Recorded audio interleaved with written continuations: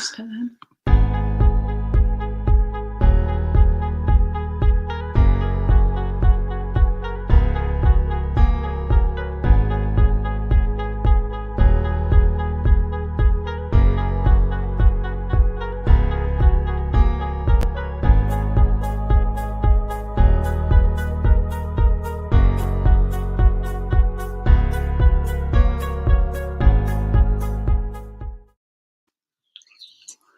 Hello.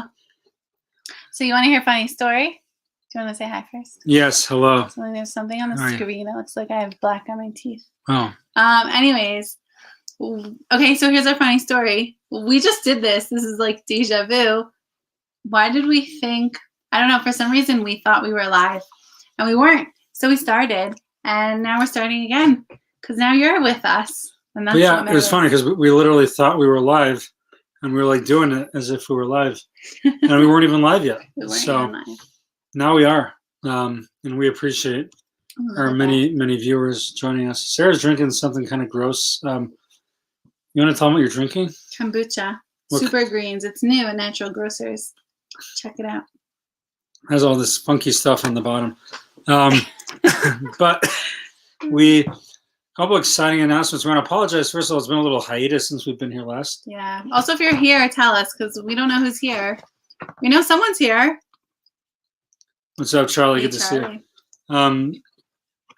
But yeah, last week we took a little break for Jew Pro Topgolf night, where I hit the ball basically over the moon. You know, I hit it to the back wall repeatedly. Hey, Shira, how are you? I ended up losing. Yeah, Shira and Kayla are in the house. Hi, guys. They saw my golf skills. I lost Topgolf because you have to hit in these like targets not so far. But I just like to hit it far. Really? You can do that? I don't know if I got any of them last time I went. Yeah, we should go Chol Moed. That's our plan, right? Tuesday. Yeah. See you there if you want to go to Topgolf Tuesday. Or no, Half we don't. Off we actually Tuesday. don't like to tell people our plans over Pesach. That's right. Okay. Just kidding. So see you at Topgolf. Yes. Thank you, our dear friend from Kenya. Thank you for joining us. People like to join us from all across the globe. This is an international production. We have people from Denver, people from Kenya. You know, we have a little shout out to my man Mwanga. Thank you. It's good to have you with us, Mwanga. Yes. So I don't know if everyone realized just the extent of our reach, but we kind of get out there. You're part of something big. You are part of something big. We have a couple exciting announcements. First of all, is I recently put out my world premiere. Ooh, this is big. Rap video. Big shout out to my man Josh Raderman. And I wanted to show it to you. I wanted to show it to you tonight. Okay, it might be a little laggy, so maybe I'll have Charlie or someone. What's up, Ben? Someone, you can just put it in the comments so people can see it when it's not laggy. But I'm gonna just let you enjoy this right now. This was a Rabbi Wolf world premiere rap video. Stay tuned because after this, we're going to give you some more announcements before we get into the crux of what we're talking about tonight. Here we go. Get ready. Get ready. Rabbi Wolf, straight from Denver, born and raised, 80220 in the house, kicking Torah from Alameda, J.E. Come on, Eastside. Come on, Rabbi Wolf, Torah. Let me explain, what you give is what you get. Come on. I'm the dopest rabbi that you ever met. I'ma go now to salt our streets. Amen. Come back with cocoa and more beef. I'm a vegetarian, I'm Purim, I eat meat. When I'm in the sukkah, I'm chilling with the bee. Give a tenth of your stimmy to support TJE. TJE, that's me. Reaching out for 20 years, inspire the crew. I'll watch your kids on the monkey bars, no boo-boo. Now it's 21 and we be teaching Torah. Doing it in Denver, not too far from Aurora. Walk into Seoul in 2 feet of snow. Proudly reppin' legendary Jew Pro. Lighting them candles, it helps our sight. Making the world a little more bright. I got to go now. We're bringing it back together. Pray to Hashem, you'll feel lighter than a feather. Come on.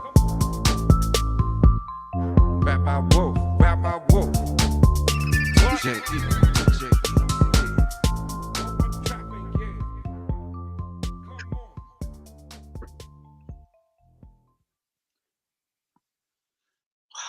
So good. So good. I'll be honest. I literally listened to that. Literally listened to it 5 times a day. That was just tremendous. If I say so myself. That was fun. That was a lot of fun. Thank you for your excellent videography. Sure. But yeah, that was a lot of fun. Big shout out to Josh Reiterman on the production. Shira's a fan, 10 out of 10. Thank you, Shira. Yay. Thank you. Yeah, I'm going platinum. I think I'm gonna go on tour next week. And Where are you going? I was thinking about going to, I don't know, Seattle and then Hawaii maybe. But I did want to give a special shout to all of you watching. And we had a very successful campaign last week. We do it once a year, and this year we had to switch it up. We had to. Big shout out also to Shira and Kayla with us. They tore it up. They were incredible. But we had to switch it this year because usually we have a wine and cheese event, and we had to switch it with our online campaign. And there were over 800 of you who supported us, and it was very, very. Thanks, guys. We're very honored to have your support and your help. So thank you all. Yes, Kayla, gets better every time you hear it. Me too, if you believe it or not. I have it on my iTunes. I'm trying to figure out how to make it available on Apple Music. So yeah, it's pretty big, pretty exciting. Okay. Anyways. So, we have other exciting news. Yeah. What else? So this might be, we think. Oh. You think this might be the series finale? Not the season finale. The series finale of Live from the Bunker. Why, might you ask? Well, I'll tell you. Why. Hi, Elise. Welcome. Because about a year ago, the global pandemic first struck, and we had to take everything that we did and put it remotely. We had to retreat to our bunker, so to speak. And now, we're not saying that we're out of the woods, that we're in the clear. We're not saying that at all. Still have to be very careful. Still have to, wear our awesome Olami masks and distance. But numbers are, thank God, dropping. Things are looking up, and we're looking to restart some live social distance, programming, and go back to some kind of model of what we did before Live from the Bunker. Which Tuesday nights we had a live in-person classes every week. So can I take it a little further? Why don't you take it from there? I'm going to sip on my seltzer water, which has 0 calories. Where did you get that? We got it actually from the Jew Pro YJP Purim party. Nice. So for those of you who were involved before Corona, we did Shmorg on Tuesday nights, which was dinner. Danny and I each taught for a half hour. And we also did, was it once a month? We did a happy hour. Can I divulge this? Is that okay? Yeah. No one better to divulge it to than these folks with us. This is maybe the world premiere. Ooh, this is a big deal. It was a world premiere and a series finale all in We one. need exciting music. We're ready to reveal breaking. Yeah. Hold on. You think you got it? It might take me a minute. I don't know. That's awesome. Okay. Just gonna have to wait for a minute. Okay, we're gonna scroll it across the bottom. Okay. Boom. Breaking update. Okay. So we used to do Tuesday night social learning program and dinner, and then Monday night we would do sometimes a happy hour. And what we're thinking to do now, nothing's final, but nothing's ever final, right? All you could do is plan and try and see what happens. But get this, happy hour. Should I explain what that means? Happy hour. Okay, so it's emerging of happy hour and schmorg. So we're going to do a happy hour, God willing, on the porch. And then happy hour, maybe dinner too. Yeah, if we can kind of Just to spread iron out. out the details. Yeah. Yeah, spread out, eat, and then we'll continue like the schmorg model that Danny and I will each teach a half hour. So you get an hour of Torah, and it's happy because you grab a beer. And we're just happy. Yeah. So we understand, and here actually some participation would be helpful. Yeah. But I'm curious because we definitely want to include all of you who are not able to make it in person. Who've been our dedicated viewers the last year. We'd like to keep it this kind of like hybrid model that could include you in it. Question for you would be, and even if you're watching this after it's live, Still tell us. still comment. Yeah. If you prefer it to be like a Facebook Live model like this, or you'd prefer it like a Zoom where it could be maybe a little more interactive. We can see your face. You can see everyone else in the room. You can let us know what your thoughts are. So I'd love if y'all want to just comment what your thoughts are if you prefer Facebook Live or you prefer Zoom. That would be awesome. Okay, without further ado, I think we're ready to start. I think we're ready to rock. Well, that's here. what Mrs. Z was just saying. She wants to be on. Sounds like you're voting for Zoom.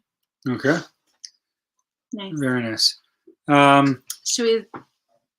Anything else? No, I'm going to move forward. Yeah, that's 100%. Okay.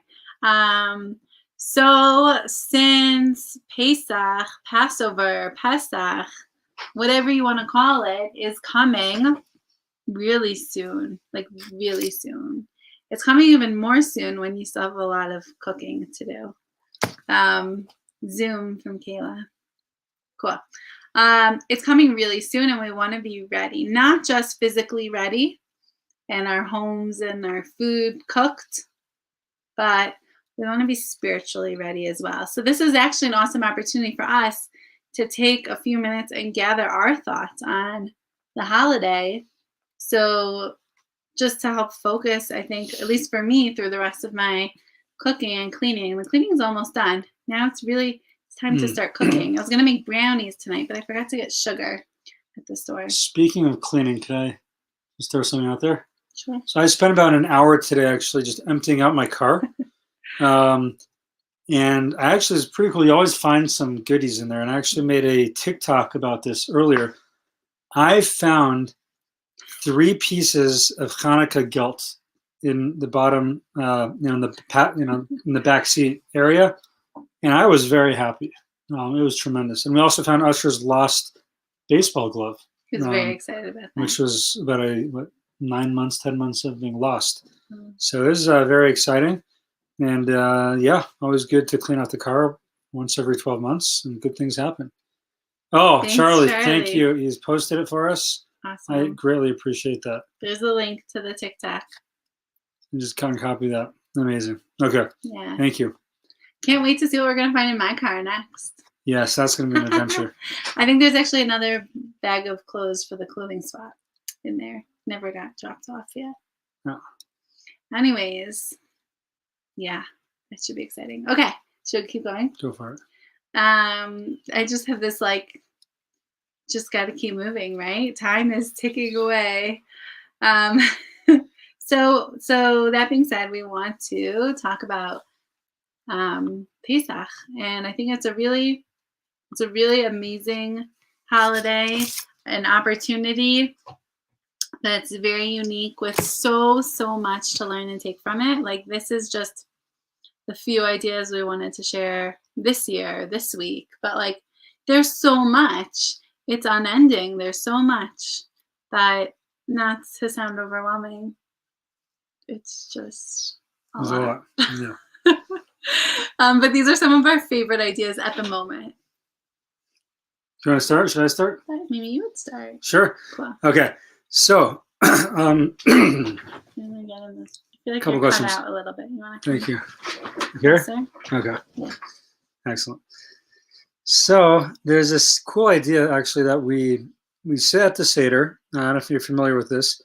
And as soon as we start, basically we say this part of the Haggadah, in which we say, anyone who is hungry, they should come and eat. You're basically inviting people into your Seder once your Seder has already begun. So the kind of question about this would be, wouldn't it be better to invite people to your Seder like right now instead of when you're literally at your Seder? Make sense? Yeah. So it's kind of like you're not really being so genuine necessarily in inviting people to your Seder when you're already sitting down with us at table at your Seder. Right, it doesn't sound so nice. It reminds me a little bit actually of something my uncle does. Shout out Uncle Herb. I'm sure you're watching this from Israel right now. But what he does along similar lines is at the end of the meal, he's a gracious host. So he'll come to you and he'll say, "You don't want tea, do you?" It's kind of like, it'd be annoying to make tea. It's like, yeah, I got to go schlep and get the hot water. Like, he's offering, but like, Not really. Not really. And Uncle, I know it's out of love. I'm not trying to throw you under the bus here. But so you're inviting people, but you're not. So what's the lesson there? I think that's really just an interesting idea, because a lot of times we hear something in Judaism, we see something that we do, and it doesn't sound quite right. And I think that in itself is a lesson, that there's always something deeper, and it's usually beautiful. So you just got to dig in and keep asking and searching until you find the deeper meaning. Can we help you, or Yeah. we're in the middle Tape. of teaching? Because I'm putting I want to take the foil to the freezer. Oh, I didn't even tape any of it. It's fine. You don't have to do Because it it. We'll doesn't talk later. stick so well. We'll talk later. Clear We'll chat that, later. Okay, thank you. A mensch of a child is cleaning out the freezer for us. He's a good boy. Yeah. Very good boy. Nachas. Okay. So anyway, so there's another question actually that's involved, that there's something called the Shulchan Aruch. Okay, the Shulchan Aruch is Rav Yosef Cairo. He is the Sephardic posek, the Sephardic deciding rabbi for the Sephardic Jewry. And there's another rabbi called Rav Moshe Isserlis, the Ramah, who comments when the Ashkenazic European descending Jews, when we differ on opinion on some matter of Jewish law, he will comment. So very interestingly, the Mechaber, the Shulchan Aruch, writes that there's a mitzvah to study the laws of Passover for 30 days before Passover. The Ramah, Moshe Isserlis, says, and you should make sure that you buy, wheat for the poor people so that they can have matzahs. So it's interesting because usually, like the Ramah, when he comments on the commentary on the Shulchan Aruch, will give like a different opinion. He'll give a contrary opinion. Like we would have expected him to say, no, you only have to study the laws of Passover 15 days before, not 30. But somebody says, and you have to take care of the poor, as if it's like somehow related to what the Mechaber, what the Shulchan Aruch wrote about studying the laws of Passover. So that's what he adds to it, is that the 30 days are related to the poor? Well, that's usually how he works. If he adds to something, it's related to what was previously said. Okay. So somehow there's a connection between providing for the poor and studying the laws 30 days before. So the question is, what is that connection? So the great Rav Yaakov Galinsky, of blessed memory, I got this book in Israel. This is a Haggadah, and he comments on this, and he describes that he was a young boy during the times of when things were breaking out in Nazi Germany, and he as a young boy actually fled to the city of Vilna, to the great yeshiva of one of the greatest leaders of the generation, Rav Chaim Ozer Gruzhensky. And usually when he was like, all these yeshiva boys had nowhere to go, and they all went to Vilna, where Rav Chaim Ozer Gruzhensky brought them in and took care of them. So he was very excited that he arranged a meeting with the Gadol Hador, the greatest rabbi of the generation. He arranged a meeting. He was very excited. And typically the way that it worked is that when a young yeshiva boy would meet one of the great rabbis of the generation, the great Rosh Yeshiva, the head of the great yeshiva in Vilna, he would usually test him on what he's been studying and learning. So he was preparing. It's not you. I was not young before. He was preparing for the different questions of what he expected to get from his meeting with this great rabbi. And he expected he would ask him, for one, Yaakov, what exactly are you learning? And to that he had the answer. He was learning Tractate Yevamos. Okay, Question number 2, the question he expected is, and what's your chiddush? What innovative idea have you thought of, that you're adding to this conversation? And he had this whole idea prepared. And then question number 3, which is, what's another chiddush that you have? What's another innovative idea that you have to add to this conversation? So that's what he expected. But the truth is, when he actually met him, there's actually 3 very different questions. The first question, he said, when did you last receive a letter from your parents? And he said, it's been a half a year since we lost touch. They remain back in Russia, and here I am now in Vilna. Second question, do you have a blanket? He said, just thinking about the blanket makes me tired. He said, he didn't ask him if he had a place to sleep, because no one had a place to sleep. Everybody slept on the benches of the study hall. But what he did say is that, do you have a blanket? Because without a blanket, a person could actually freeze to death. And he said he did have a blanket, and he was happy to hear that. The third question, he said, is, let me see your shoes. And Rav Yaakov Galinsky realized he had no choice but to show him his torn, holy shoes that had holes all over the place. And he was embarrassed to show him. And the rabbi pulled out a wad of cash. He said, here is some money. Go buy yourself some shoes. You need a proper pair of shoes. And he said that this here is your home. It's open for you 24/7. And Rav Yaakov Galinsky says, instead of rejoicing, he started crying out of emotion because I'm crying too. Because he felt that someone truly, truly cared for him, and that was so special. So the great Rav Yaakov Galinsky, who this happened to, says this is the answer to our question. He says that the halach is learn the laws of Passover. You have to learn. We have to learn. We have classes. You got to know. You got to learn. But he says, first things first, what you have to do is you have to, first things first, before anything else, make sure everyone is taken care of. Make sure their needs are taken care of. It's very important to learn. We have to learn. We also, first things first, make sure everyone's needs are met. That's why this comment goes that the Ramah is arguing on the Shulchan Aruch. He says, yeah, you have to learn. But before anything else, you need to actually go ahead and take care of each other. Make sure everyone has something to eat on Pesach. So that is what I thought was a pretty neat idea from this great rabbi, Rav Yaakov Galinsky. And just along similar lines, there's one other cool idea I just wanted to share with you, and then I'll turn it over to Sarah here. But there's this idea that when God first reveals himself to Moshe in Parshas Shmos, he tells him that the Jewish people, on your way out of Egypt, that every person can turn to their shochin, their neighbor, and they will lend them stuff to bring with them out of Egypt, to their shchenim, their neighbors.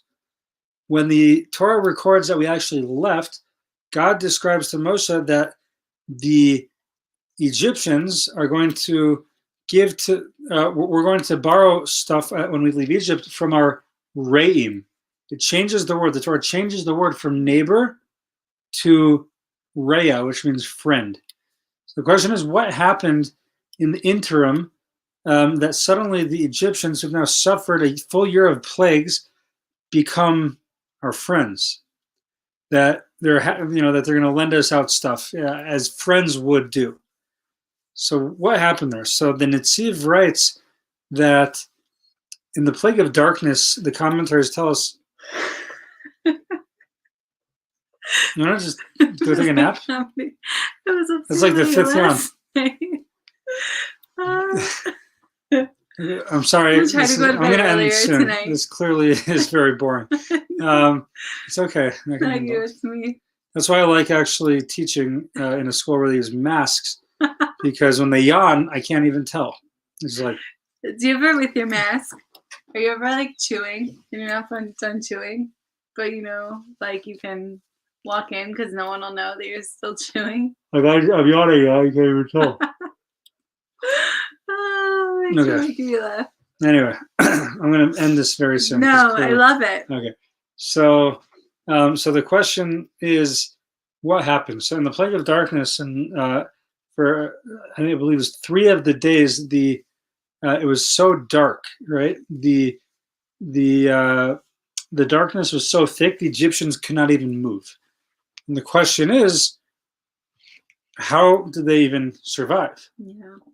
If you can't move, like they couldn't even move like fork to mouth, like they could not move.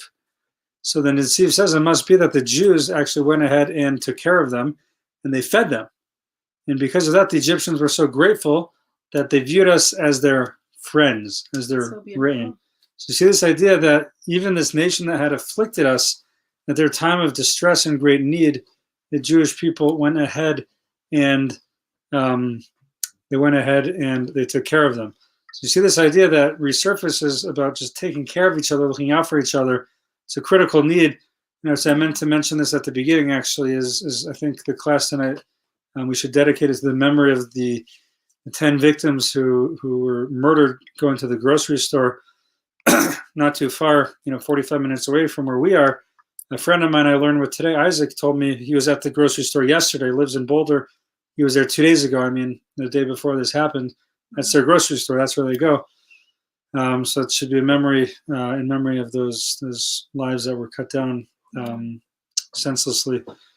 And maybe a response of what we can do to combat that. It's like, we all think about what can we do about these things that happen. I don't know what we can do. I don't think there's any clear answers what we can do, but I don't know how to stop it from in the future. I don't know. There's everyone probably has their own ideas. Just keeps happening. But what I personally would like to do, just in response, is like to be more giving and more kind and more helpful to other people in the memory of those people who were murdered in cold blood. So anyway, but that's just a couple ideas about Passover and the importance of always looking out for the other, looking out for people. So as we sit in our Seder and we invite people in, I would suggest that maybe we're not literally inviting people in. Obviously, we're in our house already. Maybe we're just calling attention to ourselves, the need of how critical this is before everything else. Why? Because on Passover night, the truth is that there's a very there's a lot of mitzvos happening on Passover night. We drink 4 cups of wine. We eat a lot of matzah. We have a mitzvah to say the Haggadah, the story of leaving Egypt. There's a lot going on. But before we really cover any of that, we invite the poor people in to remind ourselves that this really is what it's all about. This is first and foremost. Beautiful. Really. That was a nice segue then, right? We do all these things on Seder night. So what is it? Why do we do all these things? And it's interesting also, if you think about all the different mitzvos that we have, right? 613 commandments. All of them, except for 6, involve an action, right? And those 6 are I assume they're the 6 constant mitzvos, right? That we think about, that we achieve through our thoughts. So it's interesting, right? And what are all these actions we do Seder night? So I heard a really nice idea from Rabbi Hagioff, who's actually the author of a couple great books. Jew Got Questions is one of them, answers lots of good Jewish questions. And then the other one is, I feel like I haven't seen that in a while, is Will Jew Marry Me? A great book about dating, maybe marriage. I don't remember. I read, it was great. Anyways, always got to throw in that plug about dating. Okay. Anyways, so what is it with all these actions? And he actually told the story of a friend of his whose family didn't really do anything Jewish all through the year, except come Passover, they had somewhat of a Seder, and his father would go to the door for 20, 30 seconds. He'd get up, he'd go to the door, he'd open it for Elijah, and they would come back and sit down. And there's actually that getting up and opening the door that had such an impact on his friend for the rest of his life. That one small action of anything that they did Jewish, that was it. There wasn't much else, but it really impacted him. And so it's interesting. There's a book that we have that someone actually wrote. It's a cool story. His kid was busy, like, I don't know, playing and doing all sorts of things, playing. And he said, I'm going to write you a book to be finished by your bar mitzvah. So you'll have something else to do. You'll have something to learn, something. Anyways, so he wrote this book, the Sefer HaChinuch, which is the book that we have that goes through all the 613 mitzvos and talks about each one of them individually. And so he actually says in that book that what influences us most is not our thoughts. It's our actions. And it's so interesting because I feel like so much we talk about our thoughts, right? And I love that quote. Our thoughts create our feelings, create who we are, from the Shmooze. Or, there's like our thoughts are so powerful, part of who we are. But he's saying even more important than our thoughts are our actions, right? And he says that if someone is like a really good person, but they do one small action that's not good and they keep doing it, it's going to change them. And they're not going to necessarily always continue to be so good. And so to the opposite, if there's someone who's really not such a good person, obviously, like, we can't judge each other, but in God's eyes, right? If someone isn't a good person and doesn't, and he does just a few good things, then, like, for example, putting a simple coin in the tzedakah box, that person is on their way to becoming a tzaddik, to becoming righteous. And I think it's just a really powerful idea because our actions are so powerful. And that's what we do on Seder night, is we do all these actions. And these actions really, they're all like subliminal messaging. It's like our rabbis who put this Seder together, like, they were experts. They knew, right? Remember, like, subliminal messaging in movies and things, and they would put in like a clip of something and then everyone would go buy it afterwards, but your conscious mind didn't even see it, didn't even realize what was going on. And a lot of places that's actually illegal now. But the Seder is like Jewish subliminal messaging of passing the Seder on and ingraining Judaism within ourselves and within each other and for the next generation also.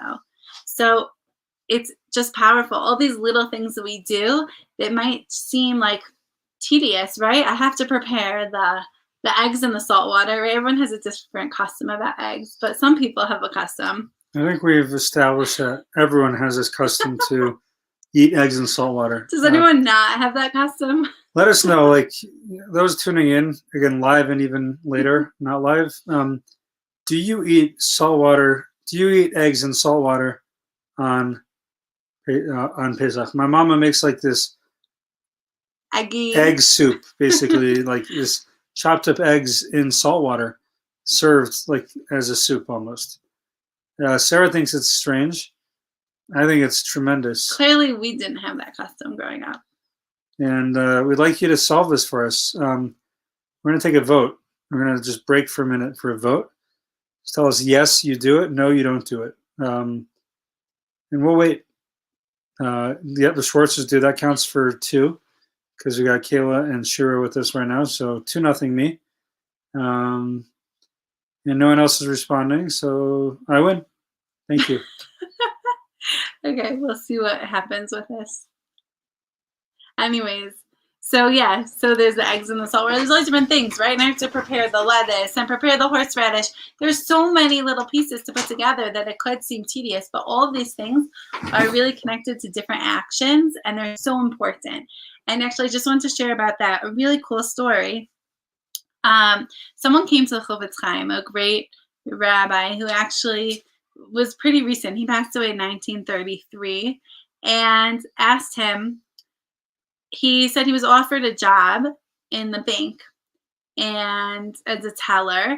And so he asked the Chofetz Chaim if he should take the job. So the Chofetz Chaim says back to him, he says, and it used to be in those days that the banks had separate tellers for withdrawals and separate tellers for deposits. So the Chofetz Chaim asked him, well, which window? At the withdrawal window or the deposit window? And this guy's thinking like, why does it matter which window? I'm working at the bank. Either way, I'm being ethical. I'm not taking anything. Like, what does it matter whether I'm involved in the withdrawals or the deposits? And the Chofetz Chaim says, if you're in the withdrawal window, then yes, take it. Because all day long, you'll be giving and giving and giving. People come to take their money out of the bank, and you're just handing it to them all day long. And that action throughout the day will make you into a giver. But if it's in the deposit window, he said, don't take it. Because all day long, you'll be taking people's money and taking, and that will make you into a taker. So, like, what a story, right? And the power of our actions. Yeah, that's big. Because you would think, like, you're just helping the other person, acquire their money, make their money. But the reality is it's the act of what you're doing upon yourself, which is significant. And that makes an imprint on you. Yeah. Oh, I like that. So one other idea I just wanted to share is, and this is shout out to the girls in our Parsha class, because this is actually our Parsha class for the week instead of later in the week. So I miss you guys. But okay, so this other idea is talking more about Passover as a whole. And it says that we were redeemed from Egypt because of the merit of the righteous women. Okay, so the Jews were redeemed from Egypt in the merit of the righteous women. But where are the women in the story?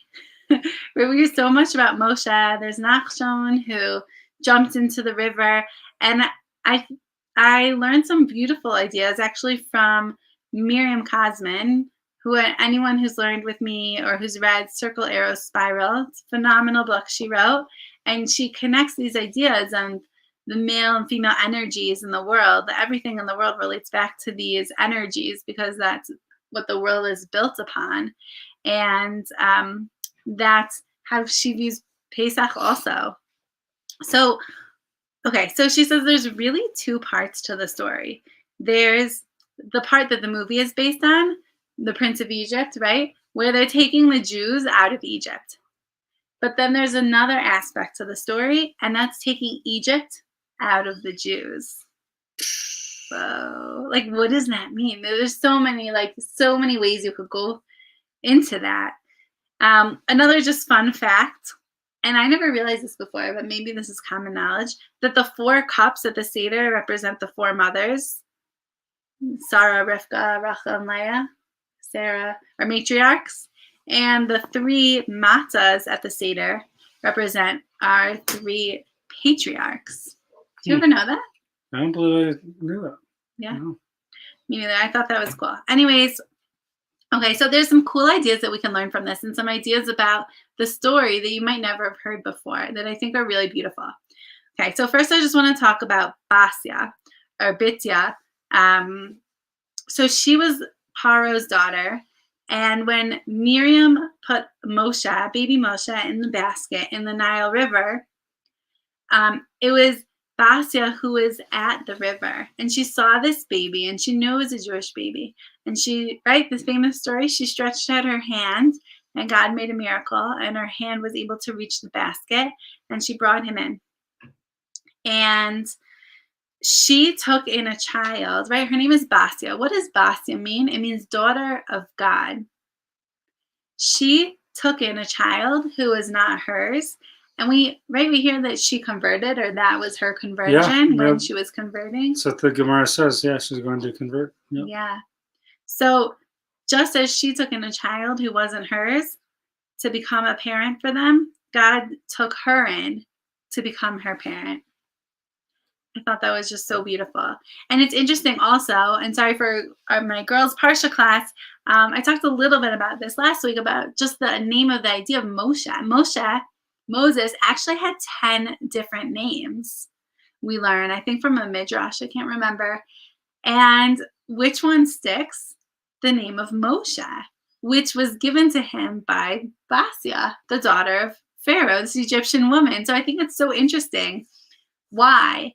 So what does Moshe mean? So kind of, or what a well-known meaning of the name is drawn from the water, right? He's named that because he's drawn from the water.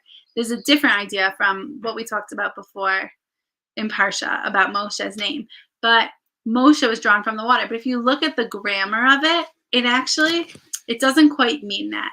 It means drawing others out of the water. Like will draw, has the power to draw out of the water.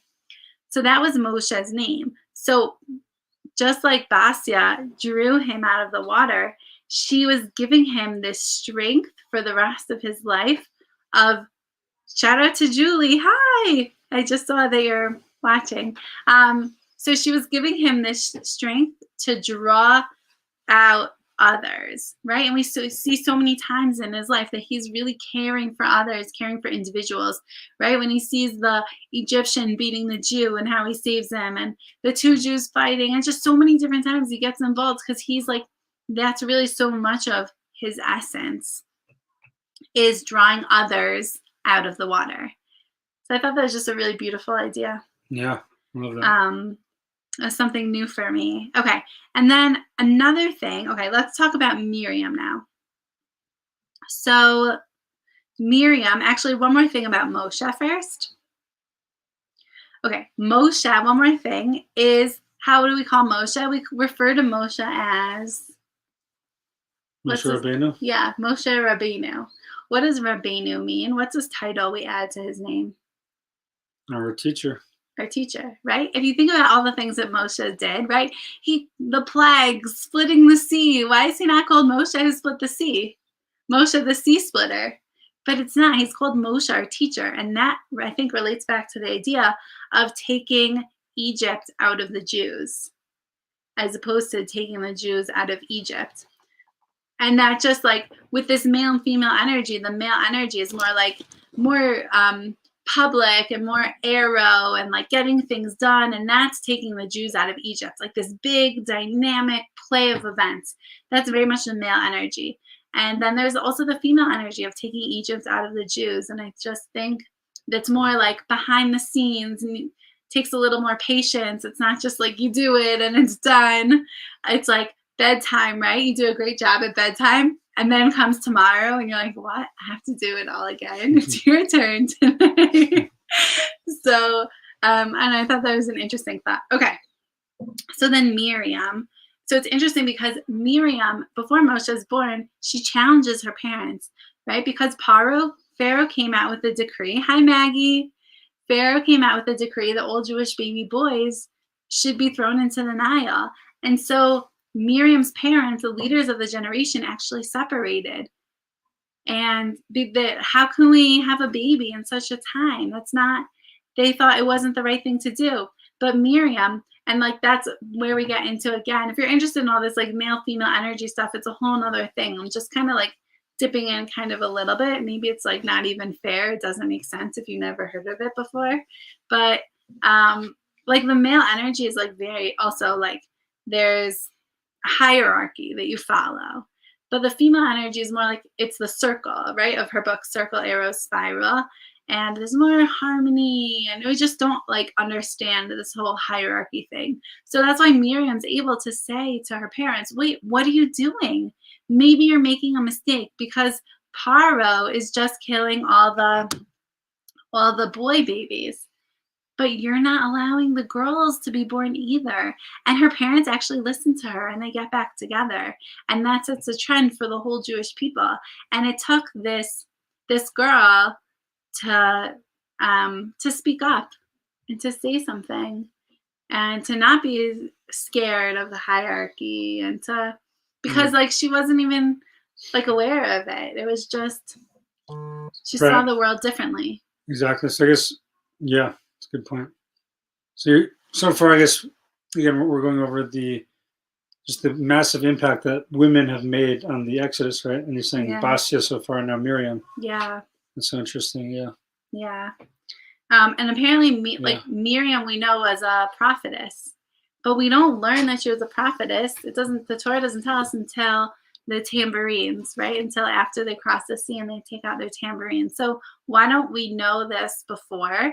So she actually had prophecy before Moshe was born that her parents would have a baby who was destined to take the Jews out of Egypt.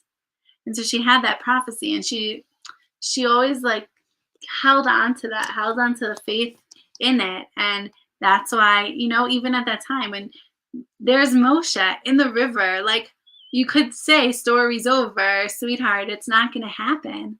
But she's watching him still through the reeds because she doesn't give up. And that's just part of her character, is that she doesn't give up and she has this intense faith. And that's actually what brought the women, right? Why did the women have all these tambourines after we came through the split sea? And it's because of Miriam and the women.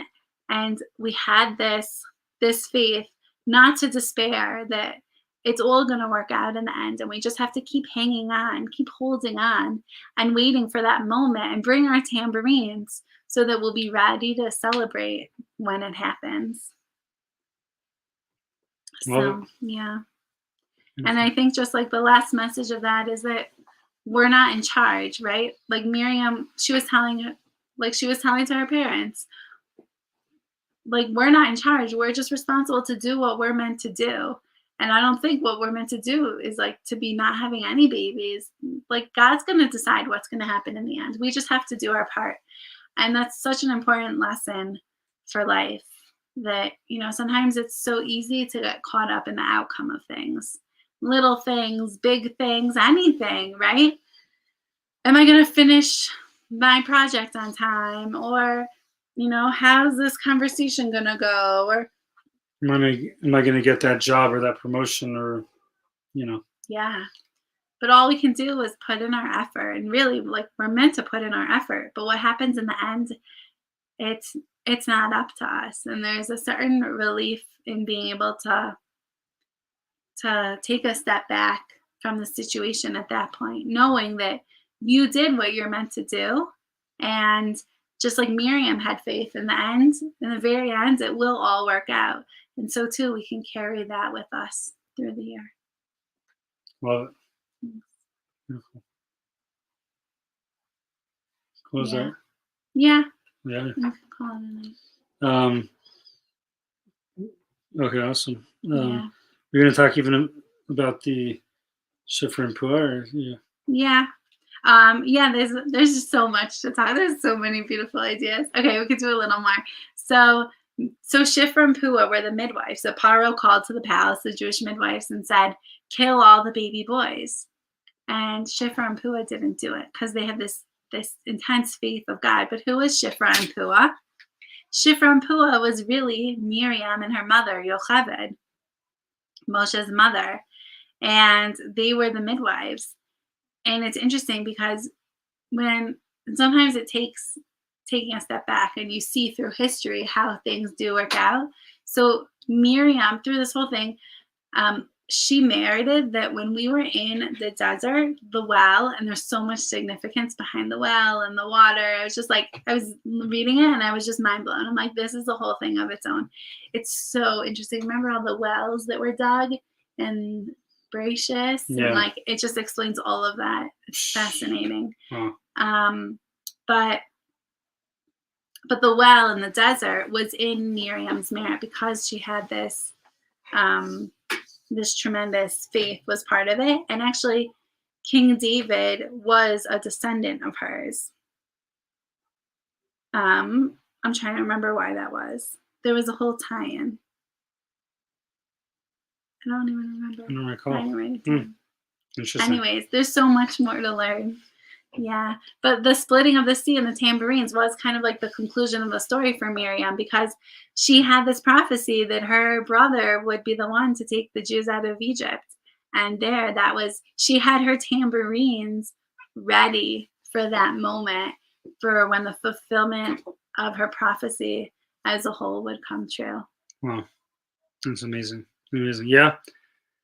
So many lessons. Yeah. It's, and these are all good things to try to share, reflect upon for ourselves and share at the Seder. Pass it to our friends, our children, our family members. Just all these ideas that are so fundamental to our faith, and at the end, we talk about the splitting of the sea. And it's interesting. There's all these different ideas, comparisons in the Talmud about the splitting of the sea. Like when you successfully go to the bathroom, that's like a miracle, like the splitting of the sea. Or when you go to your fridge and there's food in it, you have sustenance. That's like such a miracle. It's like the sea split. When two soulmates, gotta go back to it. Yeah. Do you want to say? Yeah, it's difficult, for God bringing two people together, two soulmates together, is like as difficult as the splitting of the sea. And on that note, a big shout to Zach and Kyla, who got married this past Sunday. Very beautiful wedding. But yeah, the point is that there's all these like miracles, these things that are more common in our life, and we just take it for granted. But the reality is, in God's eyes, it's like so miraculous. It's like He split the sea, and that's it's a cool idea. The Ramban famously writes that part of the lessons we're meant to take out of this story of Pesach is in these big miracles, they enable us to appreciate and sensitize ourselves to appreciate the small miracles also. And I think that is probably a very appropriate lesson to take with us into Pesach, is just appreciating like just the little miracles that happen on a regular basis. For one, like it's interesting, we're going to say Shehechianu v'kiyamanu v'gianu lazmanas. That's a blessing we say on all the holidays. But like, it was a year ago that the pandemic was like almost like really at a terrible place. People, it was awful, and here we are a year later, and we're here. We made it. We made it here, and we still continue to be careful, but we made it. Like that's a miracle. We have food. We have the ability to go get matzah, and so much. You go to the bathroom. We can see. We can hear. We move. We can smell. We can taste. Yes. Yeah. Exactly. COVID taught us nothing else. It's to appreciate our sense of taste and smell. It's obviously one of the unfortunate effects that people suffer is they lose their smell and their taste. But you can do that. It's a miracle. So I think just an overarching theme also is like now is the season to really rejoice in just the mundane. It's good to. I heard recently, someone told me this. I can't remember who it was. Maybe it was one of my maybe Rabbi Wasserman or something. But I think he said that there were two things that a recent study showed that maximally contribute to a person's happiness. Yes. Did you hear this too? Rabbi Liebman told us that. Okay. Yeah. So one is giving to others, be a giver. That's a huge thing. And two is actually to keep like a gratitude journal where you just notice in a line or two just great things that happened to you that day, and we can start doing that and start appreciating the miracles that happen to us in our own lives. Now in 2021, I think it's we'll be happier people. So absolutely, Pesach is a good time to start with that. To appreciate those miracles like we did then and like what we do today. And to conclude, yeah. We can conclude first. I'll just conclude this down and then turn over to you, and then we'll conclude for good for the night. But it's a Jewish goodbye. Yeah, but we have a mitzvah every single day to remember the leaving of Egypt. And I remember I was one time speaking to a friend of mine, to Isaac actually. I mentioned him earlier. Like, what's the focus of leaving Egypt? Everything's always about leaving Egypt. We have a mitzvah to do every day. Every holiday we say it's a zecher liyetzias Mitzrayim, a commemoration of the leaving of Egypt. Like, what is our intense focus on? And maybe this is one answer to that, is we recall the miracles of Egypt, and that invokes within us the miracles in our own lives, which is so critical to our overall well-being and happiness. Beautiful. Yeah. And speaking of that, remembering to have that gratitude, and the egg that we mentioned so many times. I want to give a big shout to Dimitri also, if he's still with us, people. But Dimitri, I see you joined us. Thank you for watching. So. That's great. The egg, so we see the egg as a symbol also in mourning. An egg and its roundness and how there's just keeps going around and around, it represents time. And so the egg on the Seder plate, one, there's so many different meanings to it, but one of them just represents time. And what does it mean to be free versus a slave in relation to time? For a slave, time isn't your own, right? You're not doing what you want to be doing with your time. You're doing what the taskmaster says that you do with your time. But being free, we can choose what we do with our time. And so I was just thinking, as you were saying that we can schedule our time to make sure to set some aside for gratitude, right? What if we put in our schedules to leave time for that every day, or however we want to spend our time? If we want to add more learning, more Jewish learning, more time for certain relationships, it's our choice and we're free. So I think it's just so powerful to think of it that way. And so it's just another thing to be grateful for is our time, and that we can choose how we spend it. So maybe spend it well. Yeah. And the last is really Jewish goodbye. But it is a cool idea that the Mesilas Yesharim writes, and I learned this with Moshe actually, really cool idea that Pharaoh specifically had this ploy that our Yetzer Hara uses, our evil inclination uses, to actually get us to be so busy. We're so overworked. He did that on purpose, so then we couldn't plan out any counterattack or any strategy. We're just too fatigued, too overworked, too busy. Right? That's how it all started in the first place, because Paro was scared that we would go side with their enemies and fight against them. Yes, and the reality is that our Yetzer Hara does the same thing. Our evil inclination is just, it gets us too busy, too pulled in too many directions, and it would be not that difficult to choose the right path. It's just we're so over, stimulated, too busy all the time, stretched. We don't have time to ever do anything productive or good, and that's what we celebrate on Pesach, is achieving that time and utilizing it to plan out, a meaningful road and a meaningful path for us to continue to grow. Yeah, Pesach is such an opportunity to do that. Right? We have all these days of the holiday that really helps us set aside time, right? When we don't work, when we really just focus on it, that we have time to think about it and think about our values and have time for our gratitude and stop from being so busy. Exactly. And so that's it. It's been a good run, a good 2 seasons of Live from the Bunker. I want to give a shout out to Brad as well. I see you're with us as well. Thank you for being here. I would like to go to Fort Collins after Pesach, which is very far, but New Belgium and you, Brad, make it worth it. So maybe I can find some time to do that. I love it up there. Yeah, thank you to our listeners. We really appreciate you through this whole year of Live from the Bunker. It's been really special. I'm going to miss all your comments. I'm going to miss sitting here with you in our background and just doing this together. So been a good run. Yeah. Thank you all for joining. I think maybe we'll conclude with one more showing of the greatest rap video of all time, in case you just joined us late. Okay? Yeah. Here we go. Sending you off. Have a beautiful night. Chag Kasher v'Sameach. Happy Pesach. Rabbi Wolf, straight from Denver, born and raised, 80220 in the house, kicking Torah from Alameda, J.E. Come on, Eastside. Come on, Rabbi Wolf, Torah. Let me explain, what you give is what you get. Come on. I'm the dopest rabbi that you ever met.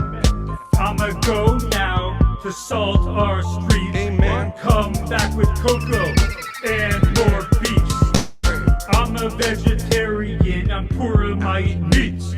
When I'm in the sukkah, I'm chillin' with the bee. Give a 10th of your stimmy to support TJE. TJE, that's me. Reaching out for 20 years and inspire the crew. I'll watch your kids on the monkey bars. No boo boo. Now it's 21 and we be teaching Torah. Doing it in Denver, not too far from Aurora. Walk into Seoul in 2 feet of snow. Proudly reppin' legendary Jew Pro.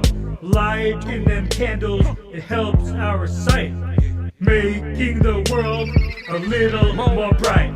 I got to go now, we bringing it back together. Pray to Hashem, you'll feel lighter than a feather. Rap by wolf, rap by wolf. J.E.